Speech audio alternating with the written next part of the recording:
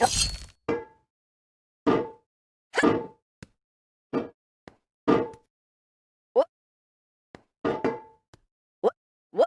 no feeling more intense than starting over.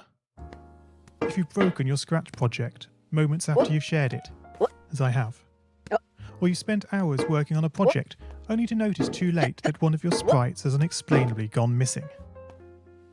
If you've made use of that difficult to name thing of thing block within the sensing category, amazingly useful but capable, due to a Scratch bug, of leaving you crying as it dumps all your scripts in one big unordered heap. If you've made real progress coding a game over the course of the week, only to come back the next day to discover you weren't even logged in, nothing has been saving. Starting over is harder than starting up. If you're not ready for that, like if you've already had a bad day at school, then what you're about to go through may be too much. Feel free to go away and come back. I'll be here. Alright, thanks for coming with me on this trip. I'll understand if you need to take a break at any point. Just find a safe place to stop and remember to pause the game by pressing P.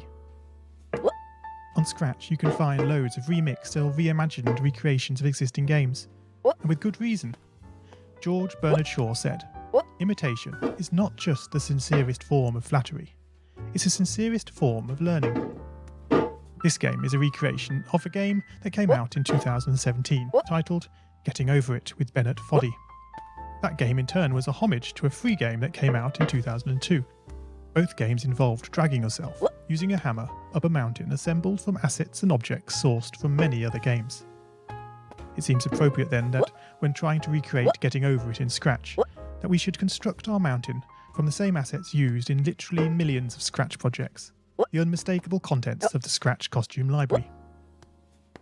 Unlike Unity or Unreal, Scratch does not provide you with a built-in physics or 3D rendering engine. It has no state-of-the-art debugger, you can't even pause your scripts. We are forced to program old school. Our experience capped at 30 frames per second on a 480 by 360 pixel stage. But these very restrictions force us to experiment